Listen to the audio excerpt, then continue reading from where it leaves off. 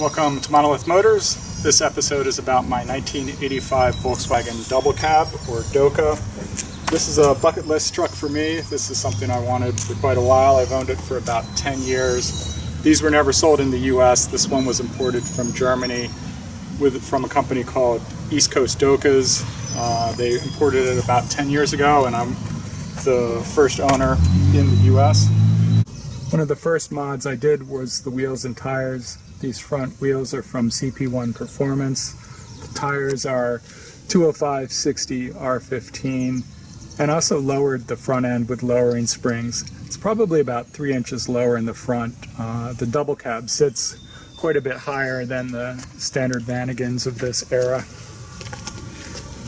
In the rear I went with these Fuchs. I bought these, they're actually Fuchs knockoffs. I bought these used. Quite a bit wider than the front, so the tires are 235/60 R15, and I think it fills up the wheel well really nicely. One of the great things about the truck is how rust-free it is. I can show you a couple areas here and there. There's absolutely no rust on this side, no seam rust whatsoever. Here's a look inside the treasure chest. Again, the floor is super rust-free. The bed of the double cab is really cool. These sides fold down. Just open these latches. And the back also comes down. Makes it super easy to load things in. The bed itself is also cool. It's got these T-slots, and I got some eye bolts that can loosen and slide around there. Makes it super easy to tie things down. This is a separate piece that covers the engine. It was missing this piece of wood, so I cut a piece to fit in here, and I just got to stain that dark color to match this veneer, and I'll get that screwed in.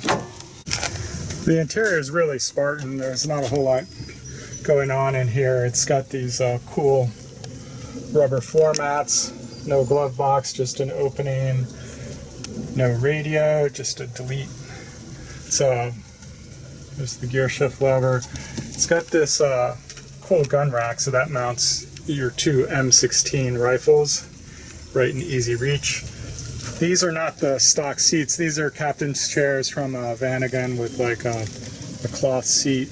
The original seats, I still have them for the front, but they were pretty worn out. Was a bench and then a bucket, and it's this vinyl material.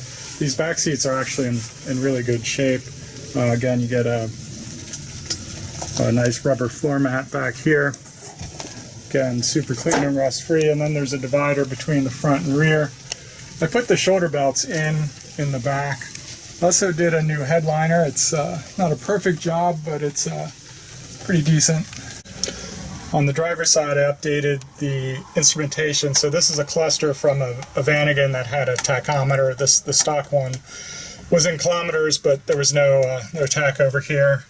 Then I added this pod. It's just Velcroed on to the top here with a boost and EGT gauges. So here's the back of the truck.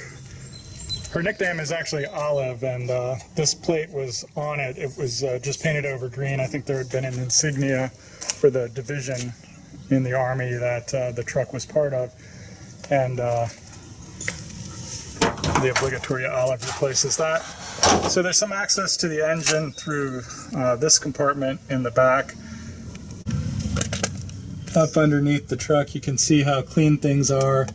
I redid all the coolant lines, so those are stainless steel lines from front to back. Very rust-free, solid truck.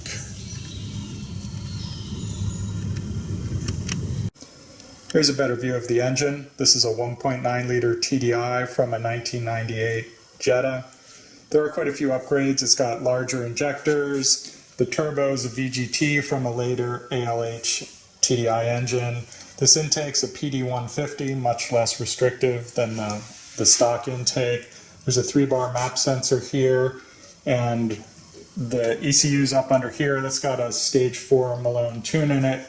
It develops over 300 foot-pounds of torque now, which is more than 4 times what the stock 1.6 liter engine put out. From underneath you can see the VGT turbo. To the right here is an intercooler that's actually a Passat intercooler. And right there you can see the catalytic converter, high flow catalytic converter. It's a stainless steel 2.5-inch exhaust. And then there's the rebuilt transmission. The 1.6 liter engine that came standard in this truck puts out all of 48 horsepower. Here's a better view of the engine. We've got a lot of room to work down in this engine compartment, so it'll fit the TDI real well. We're also going to drop the transmission so we can change the gear ratios. After a couple hours of disconnecting all the wiring and coolant hoses and transmission linkage, I was able to drop the engine and transaxle together at the bottom of the Olive. You can see how nicely that is to take it all out as a unit, and then I'll split the engine and transmission apart once they're out from under the truck. So while the transmission's out getting rebuilt, I got busy with some high temperature paint. This was a self-etching primer that's actually a pretty cool green color that's pretty close to the color of olive. So I painted the oil pan and the engine mounts, oil cooler, water pump pulley, accessory bracket, timing cover and valve cover. And then on the block I painted black on this side of the block. It was actually pretty rusty. Cleaned that up, painted it, put a little dressing on the manifold.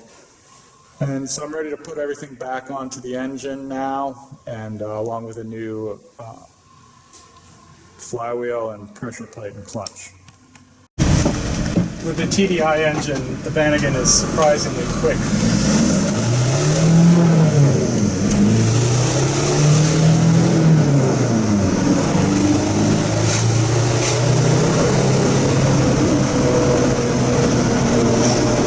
And in normal driving, it's really responsive.